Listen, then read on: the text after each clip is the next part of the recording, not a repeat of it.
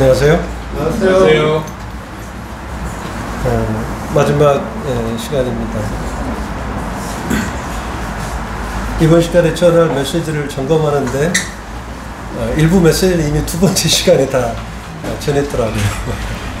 아무래도 메시지가 짧아질 수도 있겠다라고 하는 말씀을 먼저 드리겠습니다. 빌립보서 2장 말씀입니다. 빌립보서 2장에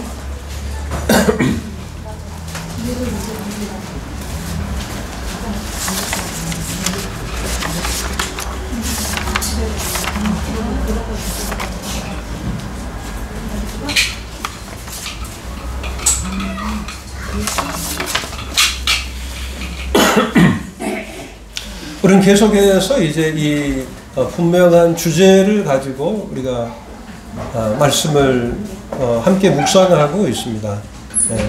분명한 주제지요. 교회의 연합.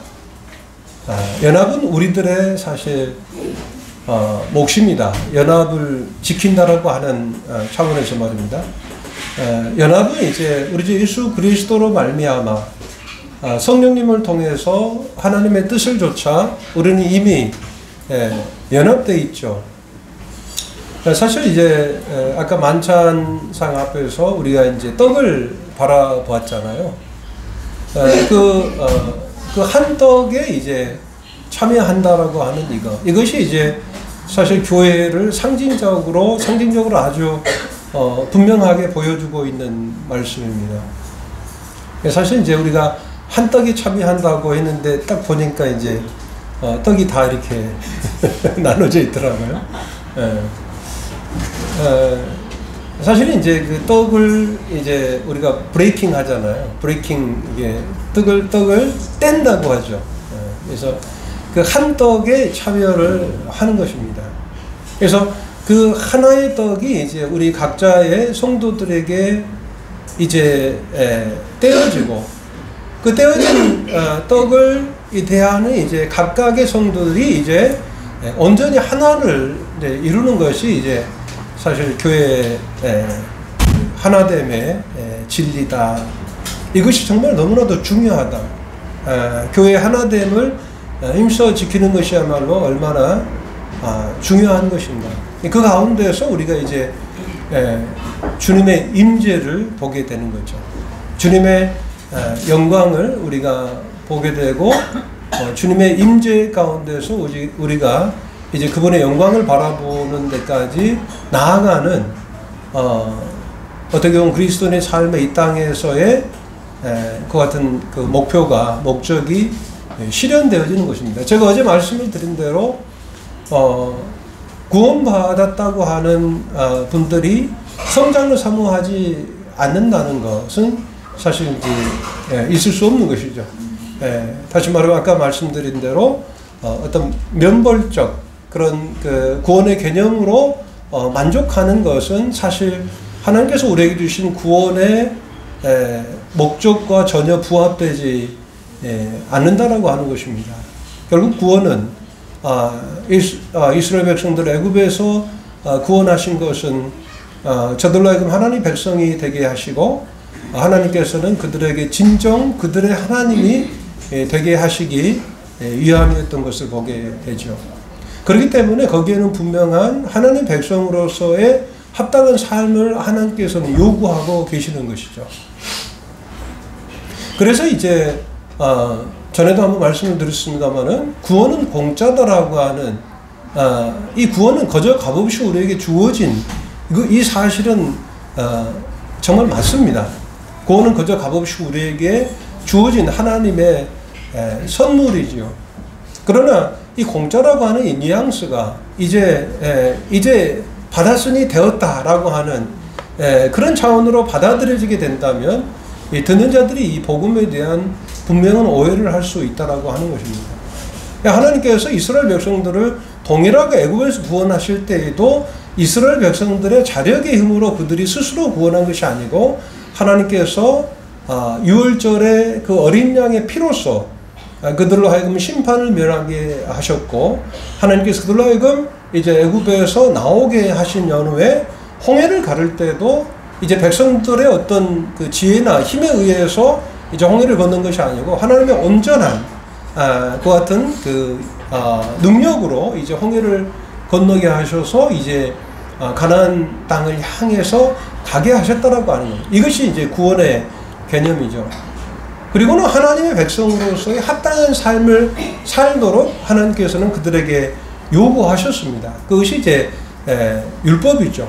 그 율법 가운데서 이제 먹을 수 있는 그 같은 식물과 먹을 수 있는 이제 짐승과 먹지 못하는 이제 그 짐승과 생물에 대해서 말씀하고 계시면서 하나님의 백성들은 어떤 삶을 살아야 될 것을 분명하게 우리에게 교훈하고 계시는 것인데, 그 먹을 수 있는 정한 짐승의 기준은 뭐였습니까? 바로 이제 그 굽이 갈라진 이 쪽발의 짐승, 이 굽이 갈라진 이 짐승과 이제 그 되새김질을 하는 그 같은 이제 짐승들, 이와 같은 것들은 하나님께서 정하다 하시고 그것을 이스라엘 백성들로 하여금 먹게 했습니다. 굽이 갈라졌지만 되새김질을 하지 않는 이 같은 짐승들은 부정하여 그것을 먹지 못하게 한 것인데, 이것은 오늘날 구원받은 그리스도인들에게 주시는 귀한 교훈이죠. 그리고 하나님의 백성으로서 하나님께서 그와 같은 교훈을 통해서 하나님의 백성들이 추구해야 할 것을 하나님께서 분명하게 그 법으로 가르쳐주고 계시는 것이죠. 이 굽이 갈라졌다라고 하는 것은 이 세상과 구별되어진 삶을 말씀하고 있는 거죠. 그리고 이제 되새김질 하였다라고 하는 것은 하나님의 말씀을 그냥 듣는 것이 아니고 그 말씀을 들은 바 말씀을 그 삶 가운데서 이제 묵상하는 것이죠. 그것을 계속해서 이제 그 소가 여물을 씹듯이, 그리고 이제 넣어서 심심하면 다시 빼서 다시 씹고, 이제 돼지처럼 그냥 개걸스럽게 그것을 그냥 씹지도 않고 삼켜버리는 이와 같은 그런 것이 아니고, 하나님의 말씀을 정말 밤낮으로 주야로 그 말씀을 묵상하는 이와 같은 삶을 하나님께서는 요구하고 계시는 것입니다. 그리고 또 부정한 것이 있죠. 이제 날개는 있어요. 날아다니는데 또 기어다녀요. 이것들도 이제 하나님께서는 부정한 것으로 여겼습니다. 이 날개를 주셨다라고 하는 것은 하나님께서 그들로 하여금 날도록 이렇게 주셨는데, 그들은 여전히 또 땅에 기어다니는 거예요.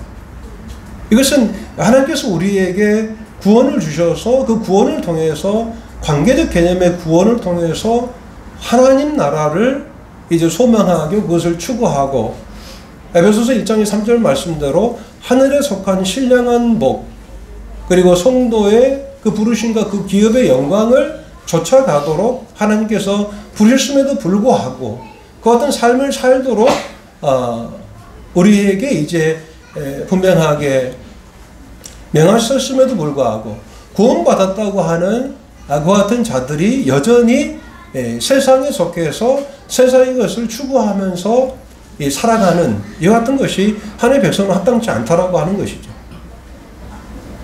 믿음의 역사라고 말씀드렸죠. 데살로니가 교회 안에는 믿음의 역사와 그리고 사랑의 수고가 있었다고 말씀하고 있습니다. 그리고 소망의 인내가 있었다고 말씀을 하고 있습니다. 이 교회의 연합은 이제 그 믿음으로 말미암아 모든 성도들이 그 믿음으로 말미암아 연합되어지는 것이죠. 불신자들은 결코 사실 연합되어질 수가 없습니다. 마치 그 빛과 어두움이 함께 할 수 없는 것처럼 그 믿음이 없는 불신의 사람들이 믿는 자들과 함께 할 수가 없는 거죠. 그래서 이제 고린도 전서에서는 이제 믿는 자가 믿지 않는 자와 함께 멍에를 매지 말라 이렇게 말씀을 하고 있죠. 멍에를 맬 수가 없죠. 이 불신자와 신자의 삶의 추구는 분명하게 다릅니다. 믿는 자들은, 그리스도인들은 하늘에 속한 그 신령한 복을 추구하는 거죠. 그러나 믿지 않는 자들은 사실 하늘에 속한 신령한 복을 추구할 수가 없어요. 아무리 그것을 흉내는 낼 수 있지만 그것을 추구할 수는 없다라고 하는 것이죠. 그래서 하늘에 속하지 않고 이 땅에 속한 육신적인 축복을, 육신적인 복을 추구할 수밖에 없습니다. 그분들은. 왜냐하면 영적으로 사실은 죽어 있기 때문에, 거듭나 있지 않기 때문에 그것을 추구할 수 있는 그러한 어떤 신분이나 상태가 될 수 없는 것이기 때문에 그들과 함께 할 수는 없는 것이죠. 그렇다면 우리는 믿는 자들이다라고 하는 거죠. 그렇다면 믿는 자들로서 그 믿음의 역사가 일어나게 되는데, 그 믿음의 역사는 바로 우리가 연합되어질 때 그 믿음의 역사가 일어나고, 그 연합은 어떻게 해서 이루어졌느냐? 바로 말씀으로 말미암아 이루어졌다라고 말씀을 드릴 수가 있는 것이죠. 그래서 요한복음 17장에 보게 되면 예수님께서 이제 이 요한복음 17장은 예수님의 기도의 장입니다. 기도의 장. 예, 다 아시고 계시는 부분이겠습니다만은, 이 요한복음 17장은 바로 예수님께서 대제사장으로서 우리들을 위한 중보의 기도의 장이라고 볼 수가 있습니다. 그리스도는 이제 어떤 뜻을 가지고 있습니까? 기름 부음을 받았다, 기름 부음 받은 자다라고 하는 뜻을 가지고 있잖아요. 그래서 이 그리스도의 이 삼중의 직분이 있지 않습니까? 바로 구약에서 기름 부음을 받은 그 같은 이제 직분이, 세 직분이 있죠. 왕과 그 다음에 제사장과 그리고 선지자가 있습니다. 결국 예수 그리스도께서는 우리의 대제사장으로서 구속의 사역을 완벽하게 이루셨어요. 이제 제물로서 이제 십자가상에서 온전하게 자신의 희생으로서 제물로 드리셨고, 그리고 부활하셔서 대제사장으로서 이제 하늘의 성소, 사람들이 있지 아니한 그 하늘의 참 성소에 들어가셔서 우리들의 죄를 위해서 자기의 피로 영원한 속죄를 이루셨습니다. 그리고 지금까지도 예수님께서는 그 하나님 보좌 우편에서 우리의 대변자로서, 중보자로서 우리를 위해서 기도하고 계시는 거예요. 그렇기 때문에 우리는 그분을 붙들고 다시 일어설 수가 있는 것입니다. 넘어지더라도 일어설 수 있는 거예요. 혹이라도 모임 가운데서 넘어지고 정말 뒤로 물러가 있는 그 같은 분들이 계십니까? 그분들에게 손을 내미십시오. 그리고 그들로 하여금 주님을 보게 하는 거예요. 사람을 보는 것이 아니고 주님을 보게 하는 거죠. 주님을 볼 때 우리가 연합이 되어지는 것이죠. 주님을 볼 때 비로소 우리들의 연약한 무릎을 일으켜 세울 수 있다라고 하는 거예요. 주님을 생각할 때 우리가 뒤로 물러나지 아니하고 다시금 일어서서 연약한 무릎을 일으켜 세워서 주님을 의지함으로 나아갈 수 있는 것입니다. 왜냐? 그리스도께서는 우리의 대제사장이시기 때문에 그렇죠. 그리고 예수님은 선지자하셨죠. 그 신명기 18장에 보게 되면 모세와 같은 그 한 선지자를 내가 세울 것이다. 모세와 같은 그 선지자를 세울 것인데 내가 내 말을 그에게 줄 것이고 그가 그 말을 너희들에게 줄 것이다. 그리고 이 말을 듣지 않는 자는 멸할 것이다. 멸망되어질 것이다. 그분이 바로 모세와 같은 다른 큰 선지자가 바로 예수 그리스도셨잖아요. 예수 그리스도께서는 이제 대제사장으로서 우리들의 구속의 사역을 이루셨을 뿐만 아니라 바로 예수 그리스도께서는 이제 선지자로서 우리에게 말씀을 주셨다라고 하는 것입니다. 이 교회 연합은 바로 그리스도의 말씀으로 말미암아 이루어지는 것이죠. 요한복음 17장 8절에 보게 되면 그 말씀이 있습니다. 나는 아버지께서 내게 주신 말씀들을 저희에게 주었사오며, 이렇게 말씀하고 있습니다. 아버지께서 내게 주신 말씀들을 저에게 주었사오며 저희는 이것을 받고 내가 아버지께로부터 나온 줄을 참으로 아오며 아버지께서 나를 보내신 줄을 믿었사오나이다. 예수님께서는 아버지의 말씀을 우리에게 주셨어요. 그리고 저들은 그 말씀을 받았다고 말씀을 하고 있습니다. 그러니까 그리스도인에 대한 정의가 좀 여러 가지가 있겠습니다만은 우리는 또 다른 정의를 여기서 내릴 수가 있겠죠. 그리스도인이라 하면 신자라 하면 바로 그리스도의 말씀을 받은 자들이다. 이게 믿음의 역사는 하나님의 말씀을 받은 믿는 자들로 말미암는 역사다라고 하는 거예요. 그렇다면 하나님으로부터 예수 그리스도로 말미암아 말씀을 받은 자들의 어떤 삶에 나타나는 이 같은 증상이라고 할까요? 어찌 보면 그들에게 필연적으로 나타나지는 삶의 운명은 뭐냐? 그리스도의 삶에 있어서 그 말씀을 받았을 때에 그들의 운명은 어떻게 전개되느냐? 이전의 삶과는 완전하게 다르게 된다는 거예요. 우리가 불신자로 있을 때, 하나님을 믿지 않고 그리스도의 말씀을 받지 않을 때는 우리는 전적으로 세상적인 삶을 살 수밖에 없어요. 그래서 흉내는 낼 수 있죠. 그러나 결국 우리는 세상의 것을 추구할 수밖에 없다라고 하는 거예요. 그러니까 그리스도인들이 삶의 균형을 잃어버리고 세상에 파묻혀 살게 될 때, 그리고 세상으로부터 얻어지는 그와 같은 이제 prosperity, 어떤 기복, 이 기복이 나에게 주어졌음에도 불구하고 그 삶의 공허함을 느끼는 거죠. 믿는 자들은 이 삶의 이 세상에 속해서 세상의 것을 추구하면서 살고 그 세상으로부터 이제 어떤 그 복을 받았음에도 불구하고 그 한편에 깊은 어떻게 보면은 공고함이 그들에게 있는 것이죠. 왜냐하면 그들의 태생이 있기 때문에. 그들은 하나님의 말씀으로 말미암아 거듭난 자들이기 때문에 그 심연 내면 속에는 바로 이 세상의 것을 추구하는 것이 아니고 하나님의 나라와 그의 의를 추구할 수밖에 없다라고 하는 거예요. 그래서 요한복음 17장 14절에 보게 되면 내가 아버지의 말씀을 저희에게 주었사오매 세상이 저희를 미워하였사오니 이는 내가 세상에 속하지 아니함 같이 저희도 세상에 속하지 아니함을 인함이라. 아버지의 말씀을 내가 주었어요. 예수님께서 그 아버지의 말씀을 우리 각자 그리스도인에게 주셨단 말입니다. 그 주신 말씀을 받아버린 것이 이게 믿음이죠. 이제 이 말씀이 지식적으로 이제 받는 것이 아니고 이 말씀이 전적으로 내 삶에 있어서 인격적인 영향을 미치게 되는 거죠. 이게 이제 말씀을 받았다라고 하는 거예요. 말씀은 그냥 지식적으로 동의하는 것이 아니고 지적인 동의가 아니고 실제적으로 이 하나님 말씀을 받아가지고 이 말씀이 내 삶의 역사가 이루어지게 되는 거죠. 그렇게 될 때 우리는 세상에 속하지 않은 삶을 살게 된다라고 하는 거예요.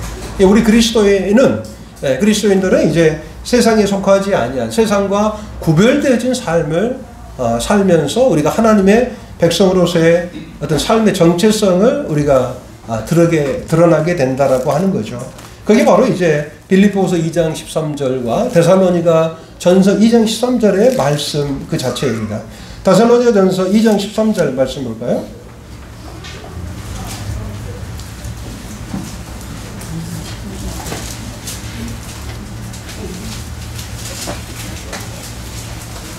데살로니가 전서 2장 13절입니다.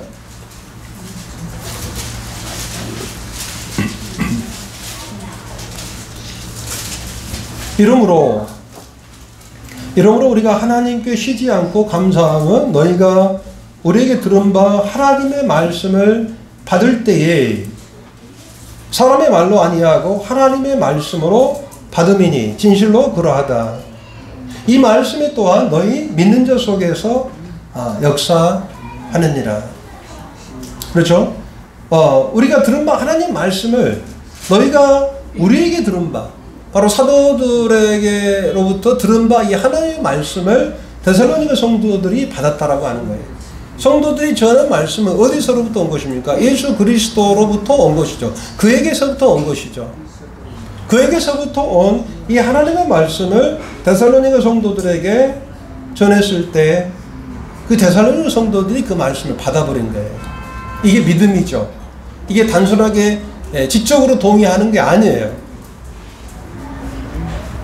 이거 정말 중요한 부분이죠. 우리 자녀들이 이 말씀을 우리가 끊임없이 전하는데 이 아이들이 어떤 삶의 변화가 일어나지 않는 거예요. 거기에는 지식적으로는 알고 있는데 실제적으로는 그 내면에 그 말씀을 받지 못하고 있다는 거예요. 이런 부분은 영적인 부분이기 때문에 우리가 정말 기도하고 또 구도하는 영혼들을 위해서 기도해야 된다라고 하는 거죠. 근데 그 말씀을 받는 것은 사실 어떻게 보면 이제 소위 켈빈주의자들은 이제 이것을 예정론으로 보는 거죠. 하나님께서 허락하시지 않으면 이 말씀을 받을 수 없다라고 하는 거죠. 우리는 이제 꼭 그렇게 보지 않잖아요. 이 구원을 예정돼서 받는 것은 아니다, 이렇게 보잖아요. 그러나 어찌됐든지 우리가 의지를 가지고 예수님의 이 말씀을 받을 때에조차도 사실 성령께서 우리를 도와주셔야 된다라고 하는 거죠. 어제 성막의 그 울타리에 그 기둥이 말이죠. 이제 기둥이 이제 그 광야에서 이제 세워져서 세마포장을 통해서 이제 그 성막의 울타리가 완성이 되는데, 그 기둥이 세워질 수 있는 것은 뭐였습니까? 말뚝 때문에 했다는 말뚝. 그 광야의 그 세찬 그 바람에도 그 울타리의 기둥이 넘어지지 않을 수 있었던 것은 뭐냐? 바로 그 견고한 말뚝이 그 기둥을 붙들고 있는 거예요. 그 말뚝이 상징하고 있는 것은 뭡니까? 이 말뚝은 바로 그리스도의 말씀이죠. 그리스도의 복음이란 말이죠. 이 그리스도의 복음의 말씀이 결국 그 기둥을 붙들고 있는 것인데, 그 기둥과 그 기둥에 있는 그 은갈고리와 그리고 이제 그 논 말뚝 사이를 이어주고 있는 줄로 하여금 그 기둥이 말뚝으로부터 힘을 받을 수 있었던 거예요. 그 줄이 의미하는 것은 성령님이죠. 바로 이 성령님께서 우리를 도우셔서, 성령님은 어떤 자들에게 역사하는 거죠? 겸손한 자들에게, 간절한 자들에게, 하나님을 찾는 자들에게, 하나님을 부르짖는 자들에게 성령님이 역사하시는 거예요. 성령님은 그 말씀에 사실 갇혀 계시는 분이 아니에요. 어떤 말씀의 어떤 공식에 의해서 역사하시는 분이 아니시단 말이에요. 하나님 살아계시는 분이고 인격적이신 분이에요. 그리고 그 말씀 안에서 이제 하나님께서 우리에게 큰 은혜를 베푸시죠. 우리가 분별하는 말씀 말입니다. 우리가 분별하는 말씀으로 우리가 그 말씀을 어떤 하나의 틀로 만들어 볼 수 있다라고 하는 거예요. 이게 우리들의 분별에 갇혀 계신 분이 아니다라고 하는 거예요. 제가 말씀을 실수했는데 하나님 말씀대로 하시죠. 그러나 우리가 말씀을 분별하는 분별이 있잖아요. 그 분별에 갇혀 계신 분은 아니다라고 하는 거예요. 하나님은 얼마든지 인격적이시고, 우리가 정말 간절하게 기도할 때, 겸손한 마음을 갖게 될 때 성령께서 역사하십니다. 놀라운 거예요. 그러한 자들에게 성령님이 역사하셔서 그들로 하여금 이제 말씀을 받게 하는 거죠. 말씀을 받을 때 어떠한 역사가 일어납니까? 이 말씀이 또한 너희 믿는 자 속에서 역사하느니라, 이렇게 말씀해요. 그러니까 교회의 연합은 야, 우리가 서로 사랑하자.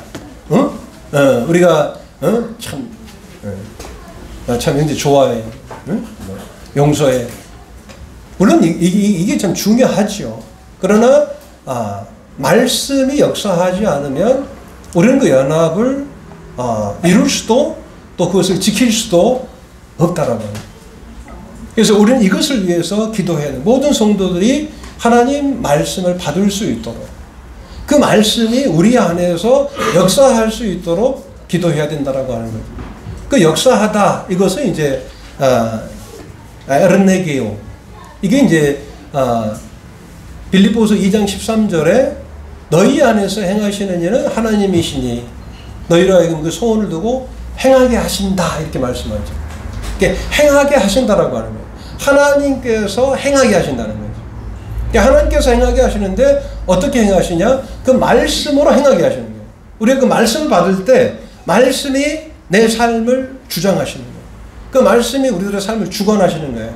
그러니까 나의 의지가 아니고 결국은 하나님의 말씀에 우리의 의지가 압도되어지는 것입니다.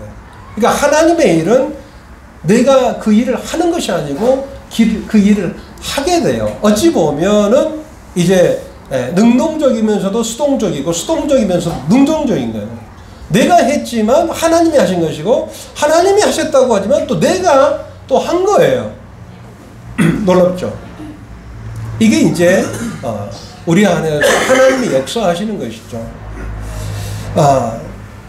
하나님이 우리 안에서 역사하지 않으시면요, 말씀이 우리 안에서 역사하지 않으시면요, 우리는 사실 죽은 자입니다. 우리는 사실 아무것도 아니에요. 아무것도 할 수가 없어요. 하나님이 우리 안에서 역사하지 않으시면, 하나님 말씀이 우리 안에서 역사하지 않으시면, 결국 우리가 하나님을 받지 않으면, 하나님을 영접하지 않으면, 예수 그리스도를 주님으로 영접하지 않으면, 그 말씀을 실제적으로 받지 아니하면, 하나님 말씀을 받고 성령에 의해서 하나님 말씀을 받는 것이 곧 거듭남이죠.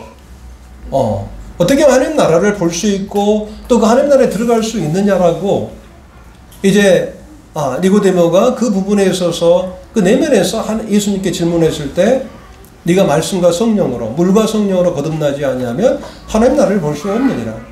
물과 성령으로 거듭나지 아니하면, 하나님 말씀을 받지 아니하면, 성령님의 역사하심이 우리들의 심령 가운데 나타나지 않는다면 우리는 하나님 나라를 볼 수도 없고 그 하나님 나라를 사실 추구할 수도 없죠. 하나님 나라를 추구하지 않는데 말이죠. 하나님 나라를 추구하지 않는데 사실 교회의 연합과 성장은 사실 그들에게 가치가 없는 거예요. 그것을 추구할 이유나 목적이 없는 거예요. 하나님 나라를 사모하지 않는데.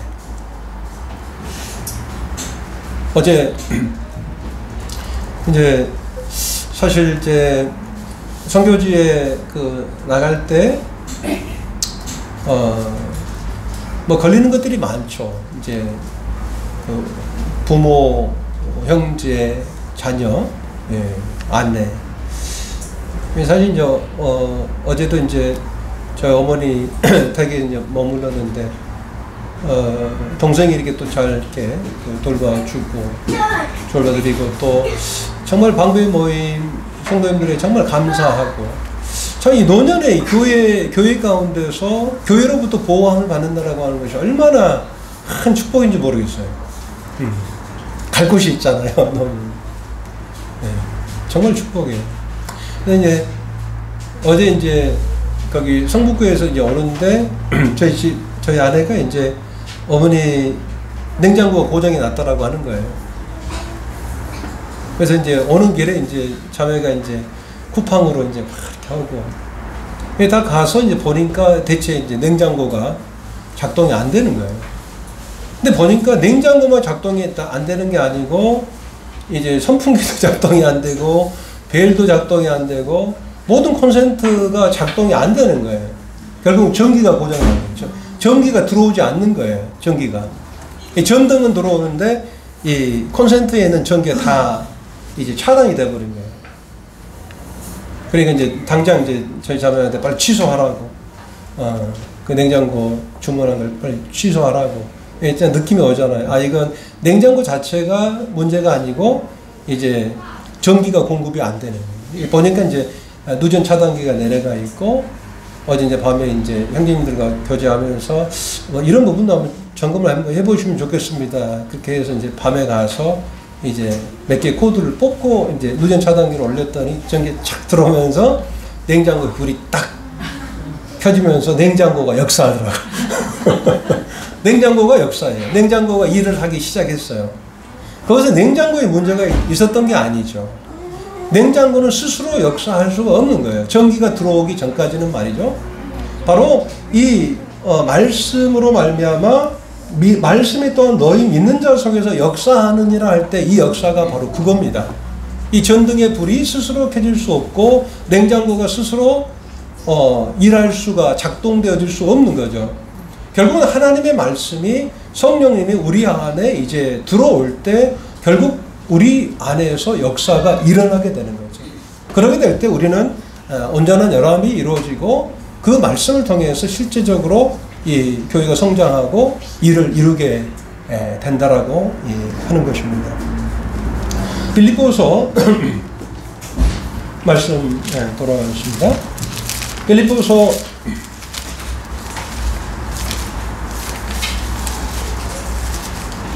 2장 각각 자기 일을 돌아볼 뿐더러 또 각각 다른 사람들의 일을 돌아보아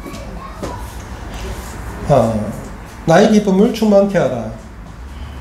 너희 안에 이 마음을 품으라. 곧 그리스도 예수의 마음이니. 교회 연합은 바로 그리스도 예수의 마음을 품을 때에 이루어지는 것입니다. 아까 전에 이사야 14장에 사단은 I will 그랬죠. 내가 할 것이고 내가 할 것이고 나의 뜻을 이룰 것이다라고 하는 거예요. 사단은 나의 일을 이룰 것이다. 교회 안에서 나의 어떤 뜻을 관철시키는 것이 아니다라고 하는 거예요. 교회 안에서 나의 뜻을 관철하려 할 때 거기에 이제 그 분열이 있게 된다라고 하는 거죠. 예수님의 마음을 품는다라고 하는 것은 무엇입니까? 예수님은 결코 자기의 의지를 가지고 자기의 어떤 뜻을 이루려 하지 않으셨다라고 하는 거예요. 사탄은 I will. 그러나 예수님은 어떤 기도를 드렸습니까? 겟세마네에서 Your will. 당신의 뜻. 당신의 뜻이 이루어지기를 원합니다. Your will be done.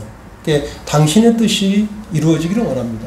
할 수만 있다면 이 잔을 내게서 거두어 가시되, 그러나 내 뜻이 아니고 아버지의 뜻이, 당신의 뜻이 이루어지기를 원합니다라고 하는 여하튼 기도를 드리셨다라고 하는 거죠. 그런데 결국 우리가 겸손한 마음으로 각각 자기보다 남을 낮게 여기는 거죠. 교회 안에서 연합이 이루어지기 위해서는 성도들이 어떤 자기 중심적인 자기를 이제 뭐 자존감은 좋겠습니다만은 자기를 존귀하게 여겨서 다른 사람보다 더 나를 낮게 여기는 이와 같은 이제 일들이 일어나지 않기를 주님은 바라시는 거죠. 그래서 자기보다 남을 낮게 여기라. 사실 선교사들이 보면은 다 똑똑해요. 다 잘났어요. 저만 빼고. 그러니까 나가지 않았겠어요? 그런데요, 제가 그것을 말씀드리려는 것이 아니고, 사실 이제 선교사들은 현지에 가면 현지인들보다 사실 많은 면에서 이제 우월할 수밖에 없죠. 물질적으로나 또 지식적으로나 영적으로. 왜냐면은 처음 시작하니까죠. 말이죠. 그러면서 사실 선교사들이 자칫 잘못하면은 이제 어떤 우월감에 빠질 수 있어요. 그리고 성도들을 이제 그 존귀하게 여기지 않을 수도 있다라고 하는 거죠. 그러나 성경은 뭐라고 말씀하십니까? 나보다 더 남을 낮게 여기라. 선교사는 특별한 자들이 아니죠. 그것을 교회가 세워졌을 때 선교사는 그 교회의 한 지체인 거예요. 이것을 이제 선교사들이 놓치게 되면 그 사역은 실패한 거죠. 주님의 교회를 세워야죠. 나의 교회를 세우는 것이 아니고. 그리고 선교사는 세워진 교회 가운데 그 교회로부터 보호함을 받고 그 교회의 한 지체인 겁니다. 그 지체로서 이제 그 성도들과 함께 이제 한 몸을 이루어서 주님을 주님되게 여기고 주님 높이는 그런 사역을 해야 된다라고 하는 것이죠. 사실 이제 그 센터에서 이제 공동체 생활을 하고 있는 이 형제 자매들을 보면 저보다 더 나이도 어리고 영적으로도 그렇고 또 그리고 이제 물질적으로 정말 가난해요. 성도들이. 그러나 나보다 더 남을 낮게 여기라고 그랬잖아요. 근데 사실 이 말씀으로 이 말씀 때문에 제가 그들을 낮게 여기는 것이 아니고 실제적으로 이게 보면은 저보다 나은 부분이 분명하게 있습니다. 이 성도님들이 다른 성도들을 정말 존귀하게 여겨야 된다는 거예요. 낮게 여겨야 된다는 거예요. 분명하게 더 나은 부분이 있다라고 하는 거예요. 어떤 은사에는 우월이 없습니다. 우열이 없어요. 어떤 정말 어떤 더 나은 어떤 은사가 있는 것이 아니에요. 이 교회는 이제 온전한 한 몸을 이루어서 각각 지체로서의 그 역할들이 있기 때문에 그 모든 역할들이 다 중요한 것이다라고 하는 거죠. 그래서 나보다 더 남을 낮게 여기라. 그리고 그 남을 낮게 여긴다라고 하는 이 말은 자기 일을 돌아볼 뿐더러 또한 각각 다른 사람들의 일을 돌아보라라고 하는 거예요. 이게 남을 낮게 여길 때 그 다른 사람들의 일을 돌아보게 되는 거예요. 근데 이제 영어 성경에 보게 되면은 관심을 갖는 부분이 있어요. 이렇게 내가 관심을 갖는 부분이 있어요. 교회 안에서도. 근데 그것이 어떤 은사적으로 그럴 수 있다라고 하는 거예요. 복음을 전하는 자들의 복음 전도자들의 그 관심은 구도자들에게 있어요. 그리고 이제 목자의 은사를 갖고 있는 형제님들은 어떤 성도들의 안위에 관심이 있어요. 그리고 또 섬기는 어떤 그 형제 자매님들의 어떤 관심은 어떤 교회의 어떤 이제 그런 기물이나 이러한 것에 관심을 가질 수 있다라고 하는. 그런데 각각 다 자기가 관심 갖고 있는 부분만 주장하게 되면 거기에 분열이 일어나게 된다라고 하는 거죠. 다른 사람들이 관심을 갖는 어떤 그런 부분에 있어서 함께 관심을 가져라라고 말씀을 하는 것입니다. 그래서 자기 어떤 관심 사항만 또 자기 사역만 이야기하시는 분들이 계십니다. 그것은 사실 말씀이 반하죠. 다른 사람들의 일에. 그러니까 주님의 일을 한다고 하면서도 우리는 어쩌면 자기 일을 할 수도 있다라고 하는, 어떤 자가당착에 빠질 수 있다라고 하는 이러한 부분에 있어서 우리가 경계심을 가지고 우리가 어떤 주님의 마음을 가지고 나보다 더 다른 성도님들을 낮게 여기고 또 성도들이 관심 갖고 있는 그런 부분들에 있어서도 함께 마음을 함께 하는 것이 정말 중요하다 이렇게 말씀을 드립니다. 다시 이제 그 에베소서 말씀, 그 본문 말씀으로 다시 돌아가겠습니다. 에베소서 4장.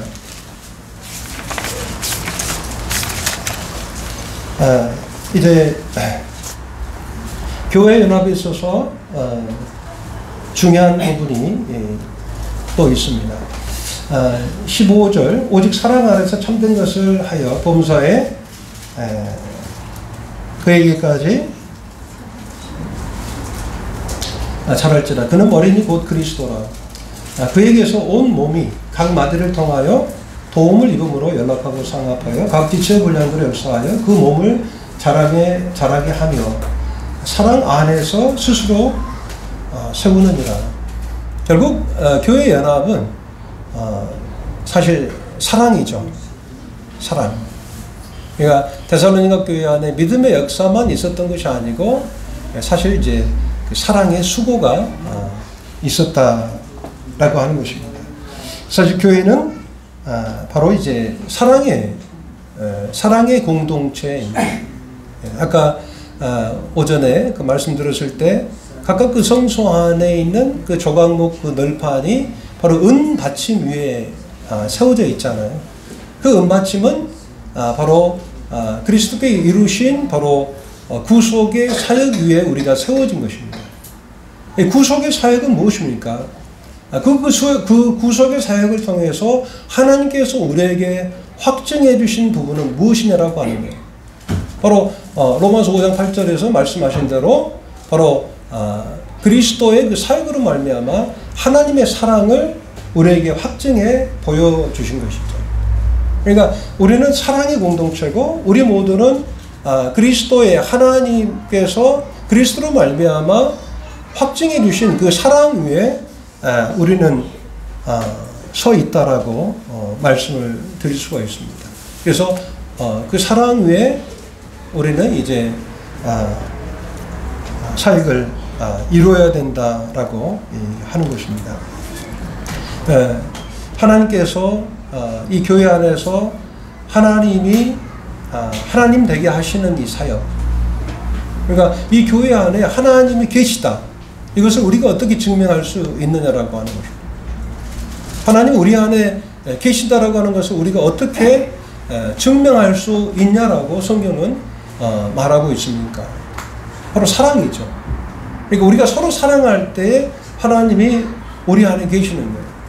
그러니까 우리가 서로 사랑할 때 그 온전한 연합이 이루어졌다고 비로소 말씀할 수 있는 거죠. 어제 말씀드린 대로 이 같은 말씀들을 우리가 너무나도 다 잘 알고 있는 말씀이잖아요. 그런데 문제는 뭐냐면 정말 우리 안에 하나님의 사랑이 있는가라고 하는 이것이란 말입니다. 그 사랑은 무슨 사랑입니까? 예수님께서 우리에게 요구하신 사랑은 바로 하나님의 사랑이죠. 그 사랑은 바로 아가페의 사랑이다라고 하는 거예요. 아가페 사랑. 그 아가페 사랑으로 이 성도들을 사랑하게 될 때 하나님은 우리 안에 계시는 것입니다. 요한일서 말씀을 함께 보시겠습니다. 요한일서 4장 7절로 21절입니다. 요한일서 4장 7절입니다. 네, 4장 7절로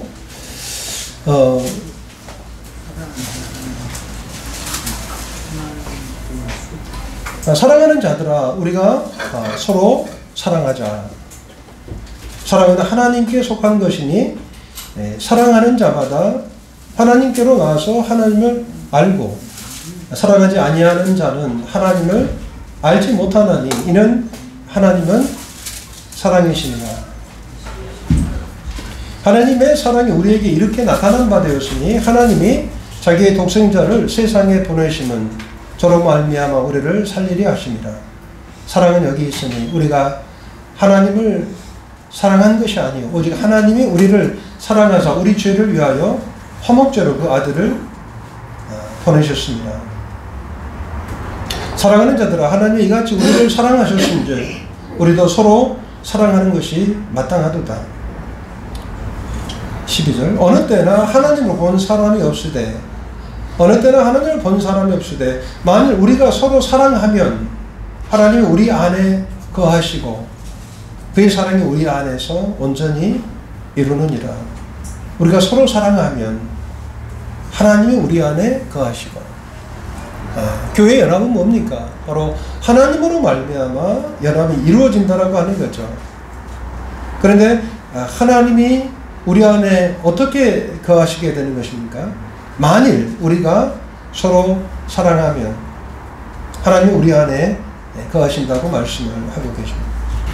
그의 성령을 우리에게 주심으로 우리가 그 안에 거하고 그가 우리 안에 거하시는 줄을 아느니라. 아버지가 아들을 세상의 구주로 보내신 것을 우리가 보았고 또 증거하노니 누구든지 예수를 하나님의 아들이라 시인하면 하나님이 저 안에 거하시고 저도 하나님 안에 거하느니라. 하나님이 우리를 사랑하시는 사랑을 우리가 알고 믿었노니 하나님은 사랑이시라. 사랑 안에 거하는 자는 하나님 안에 거하고 하나님도 그 안에 거하시느니라.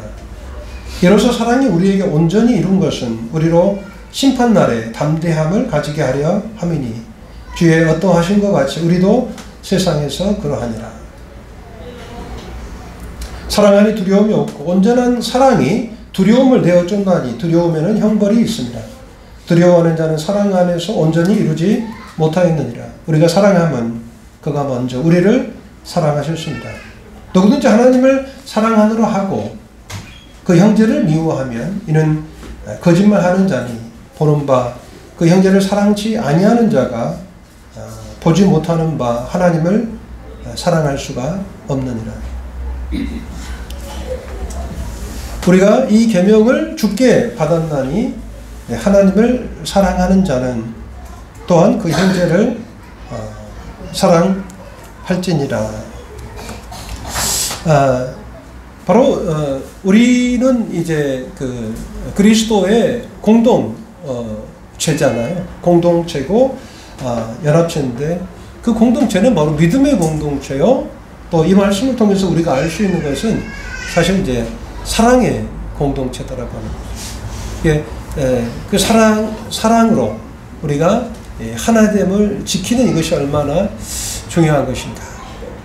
사랑하는 형제 자매님들, 여러분들의 삶에 이제 그 마지막 선상에 오게 돼요. 사실은 모두 다가 그 삶의 선상에서 이제 그 선상을 넘어가고 그 삶의 선상에 남아있는 자들이 여러분의 무엇을 기억할 것 같습니까? 여러분들이 전한 메시지요? 여러분들이 전한 어떤 위대한 업적이요? 그거 별로 기억하지 않아요. 여러분들이 이룬 업적 별로 기억하지 않아요. 뭐 공적비를 세우고 그러잖아요. 자기 마을 어기에, 그쵸? 그 공적비 세울 때는 자신이 영광을 받지만 그게 뭐 한 5년 10년이 가면 사실 기억해 주는 사람 별로 없습니다. 그러나 우리가 그 가신 분을 기억하면서 그분을 그리워하는 것은 뭐냐면 사랑이에요. 사랑. 예. 사랑이 남죠. 사랑. 그러니까 한 선교사가 은퇴하면서 저에게 그런 이야기를 하더라고요. 내가 참 아쉬웠던 거. 내가 선교 사역을 마무리하면서 아쉬운 것이 2가지인가 3가지인가 있는데 그 중에 하나가 제가 기억된 것이 뭐냐면 내가 성도들을 더 사랑하지 못한 것. 내가 더 성도들을 더 사랑하지 못했던 이것이 마음에 참 후회가 됩니다. 그 이야기를 하더라고요. 저는 현재 우리는 그리스도의 사랑으로 성도들을 사랑해야 하는 것이죠. 이것이 이제 공동체고 우리가 정말 추구해야 할 것인데 이 사랑도 사실 이기적인 사랑들이 많이 있잖아요. 그러나 주님께서 말씀하신 그 사랑은 바로 아가페라고 하는 거예요. 아가페. 그러니까 사랑받을 만한 자를 사랑하는 것은 어떻게 보면은 이제 어떤 이기적 사랑이죠. 내가 사랑하고 싶기 때문에 사랑하는 거예요. 거기는 사랑할 만한 이유가 있는 겁니다. 그러나 주님께서 말씀하신 사랑, 하나님께서 우리를 사랑하신 사랑, 그 아들을 십자가에 내어주시기까지 하신 그 사랑은 사실은 이제 무조건적인 하나님의 사랑이죠. 그 사랑으로 말미암아 우리가 지금도 이렇게 살아 숨쉴 수 있고 또 제 자신도 지금 여기 서 있을 수 있는 거예요. 하나님의 사랑이 그 무조건적인 그 사랑에 대한 그것을 믿기 때문에 제가 서 있는 거예요. 형제자매님들 한번 보십시오. 구원받은 영혼들 구원을 확신할 때 말이죠. 그 성령님을 통해서 그들이 말씀을 받을 때 무엇을 받습니까? 그 말씀 가운데 있는 하나님을 받잖아요. 근데 그 하나님 뭡니까? 하나님은 사랑이라고 그랬잖아요. 그러니까 그리스도의 그 무조건적인 그 아가페의 그 사랑을 이제 받아들이게 될 때 그분들이 비로소 구원을 확신하게 돼요. 하나님의 사랑을 확신하지 못하는데 어떻게 구원을 확신할 수 있겠습니까? 어떤 근거로? 그러나 우리는 하나님의 그 무조건적인 사랑을 이제 그 말씀을 통해서 그 성령님을 통해서 이제 깨닫게 되고 그 말씀이 우리들의 믿음의 근거가 되는 거죠. 그리스도의 사랑에 대한 하나님의 사랑에 대한 믿음의 이제 근거를 갖게 됨으로 인해서 이제 우리가 구원을 확신하게 된다라고 하는 것입니다. 교회의 연합과 성장에 있어서 사랑이 얼마나 중요합니다. 이것을 위해서 우리는 함께 기도해야 된다라고 합니다. 요한복음 13장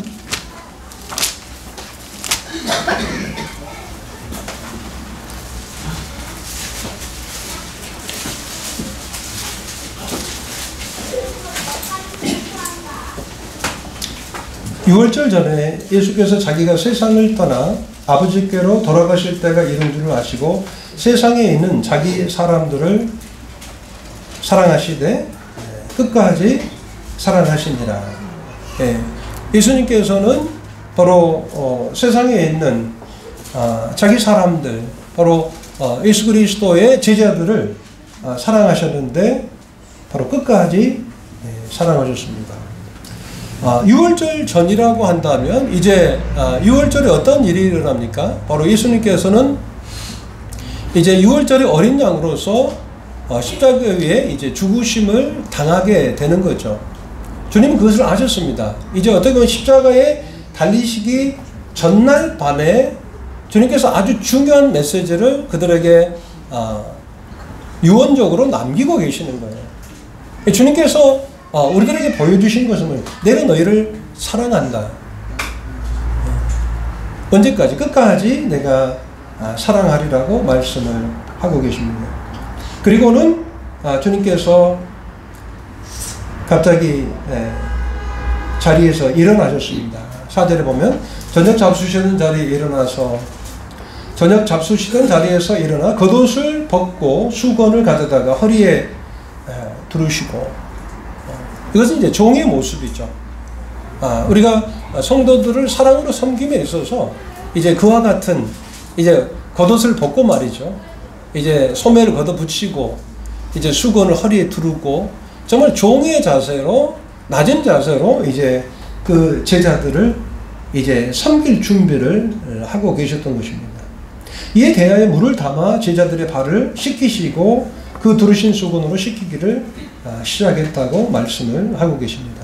예수님께서 이제 십자가에 자신의 어떤 죽음을 앞두고 제자들에게 어찌 보면 정말 최종적으로 주시고자 했던 그 마지막 이 계명은 뭐였냐면 바로 서로 사랑하라라고 말씀을 하고 계십니다.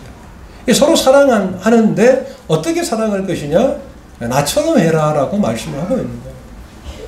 근데 주님께서 하셨던 것은 무엇입니까? 그 제자들의 그 더러운 발을 예수님이 씻기셨던 거예요. 이것이 바로 예수님께서 행하셨던 사역이다라고 하는 거예요. 우리는 교회 안에서 성도들의 깨끗한 발을 이제 뭐 마사지 해주는 것은 뭐 괜찮은데 이 더럽고 정말 냄새나는 이 발을 이제 어루만지면서 그것을 물로 씻어줄 자세는 돼 있느냐라고 하는 거예요. 우리는 그런 더러운 발을 사실 피하고 싶죠.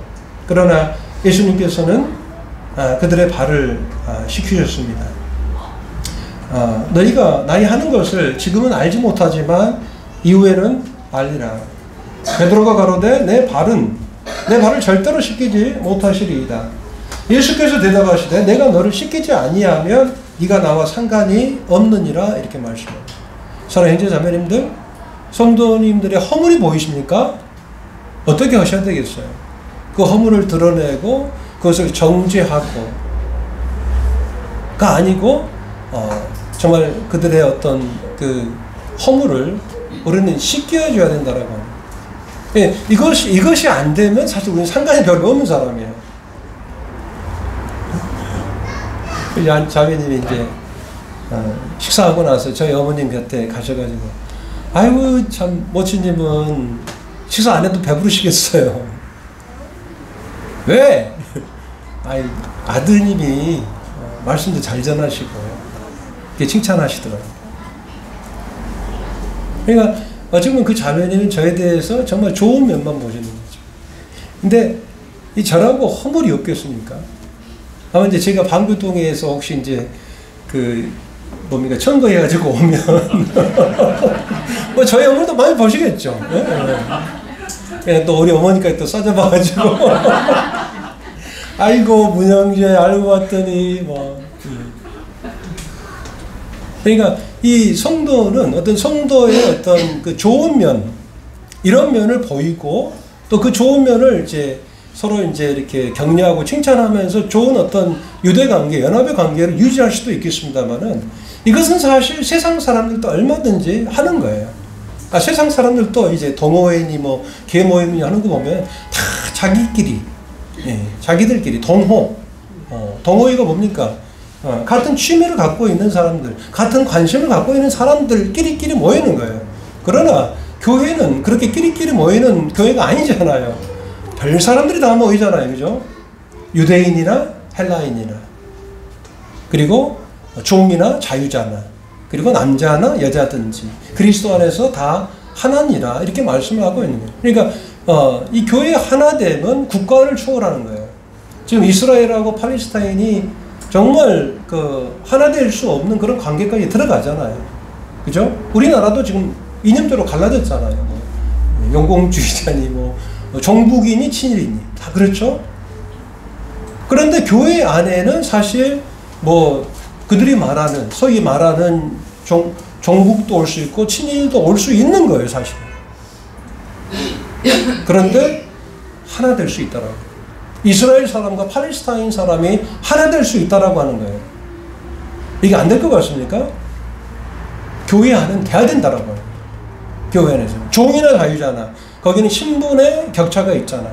신분의 어떤, 그 함께 할 수 없는 어떤 그런 레벨이 있다라고 해요. 신분, 포지션이 있다라고 해요. 그런데 그럼에도 불구하고 하나가 될 수 있다라고 하는 거예요. 왜 그렇습니까? 사랑 때문에. 우리는 허물이 보이지만은 그 허물 때문에 안 보죠. 세상 사람들은. 바깥에서는. 그럼 우리는 그럴 수 있다, 없다? 없다.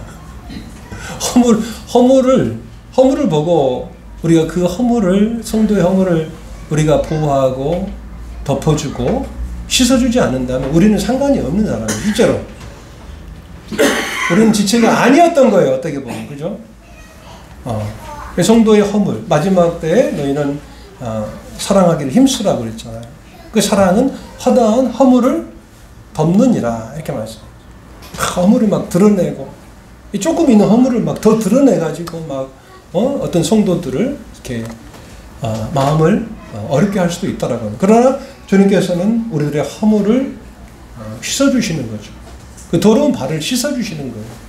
그래, 내가 이것을 하지 않으면 네가 나와 상관이 없는 거예요. 성도의 허물이 있으니까 상관이 있도록 하십시오. 성도를 위해서 기도하고 권면하고 또 회복됐다면 그 성도들을 이해하고 사랑으로 감싸줘야 된다라고 하는 것입니다. 필리핀에는 대중탕이 없어요. 그래서 이제 목욕탕 갈 일이 별로 없습니다만, 한국에 오면은 이제 목욕탕을 가요. 동네 목욕탕을 한번 가서 뜨거운 탕이 이렇게 딱 들어가면 생각나는 한 사람이 있어요. 그 사람 누구냐면 저희 아버지. 이제 제가 청년 때 이제 구원을 맛봤고 저기 이제 목욕탕에 갔는데 제가 안경을 쓰잖아요. 목욕탕에 안경을 벗잖아요. 근데 이제 보니까 어디서 많이 보신 분 저기 앉아 계시는 거예요. 그러니까 저희 아버지인 거예요. 원래 아버지들이 별로 이렇게 자식들한테 따뜻하지 않죠. 이렇게 왔냐 뭐 이런 거 안 하시고. 그리고는 별로 막 이리 와 하고는 이제 제 등을 이제 밀어주시는 거예요. 근데 저는 이상하게 때가 많아요. 체질적으로 때가 많은 사람이 있어요. 근데 이제 아버님이 이렇게 때를 이렇게 밀어주시는데 느낌에 제 때가 많이 나오고 있다는 게 느껴져요. 근데 제가 마음에 전혀 불편함이 없는 거예요. 왜 그러냐면 제가 아버지의 사랑을 이렇게 느끼기 때문에. 그러니까 어느 날인가 저희 형님 친구가 때를 한번 밀어주는데 얼마나 놀리는지 떼쟁이나 뭐 아버지가 밀어주는 때와 이제 그 형님 친구가 밀어주는 그 때가 밀리는 느낌이랄까요? 이 달라요. 왜 그래요? 사랑이죠. 부모는 사실 그 자식의 그 더러운 것이 더럽지 않고 허물이 있을 때 내가 내 몸으로 막아버리고 그 허물을 다른 사람들이 보지 못하게 하려는 것이 부모의 마음이잖아요. 사랑이잖아요. 그 바로 예수님의 마음이시고 하나님의 사랑이시더라고요.